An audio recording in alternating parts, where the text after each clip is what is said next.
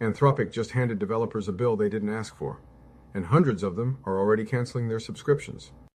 Welcome to AI News in a Minute, brought to you by Tavis, the future of interactive video. I'm Jerome W. DeWald. This is Friday, May 15th, 2026.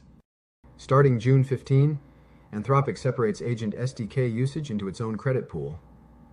Pro users get $20 a month, Max 5X gets $100. Credits don't roll over. T3 founder Theo Brown and hundreds of power users have publicly canceled. Right as OpenAI is raising codex limits to poach them. Cerebras just had one of the hottest IPO debuts in recent memory.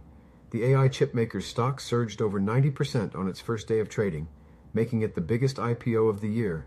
Investors are clearly hungry for AI infrastructure bets beyond NVIDIA. XAI dropped Grok Build, an agentic CLI tool now in initial beta for Super Grok-heavy subscribers. It puts XAI directly in the ring with Codex and Gemini CLI. The agentic coding arms race is accelerating fast, and Elon's shop wants a seat at the table.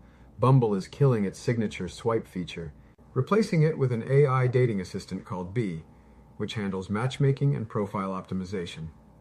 The app that made swiping famous is betting its entire future on AI, and Gen Z's patience for the old model.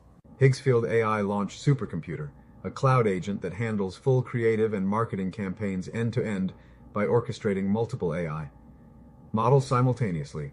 If it delivers, it's the kind of tool that replaces entire agency workflows, not just one task at a time. That was your AI News in a Minute with Jerome W. DeWald. Stay ahead in the AI race. Leave your thoughts about the real cost of Anthropic's agent credits in the comments, give this video a like, and hit subscribe so you don't miss tomorrow's AI News in a Minute.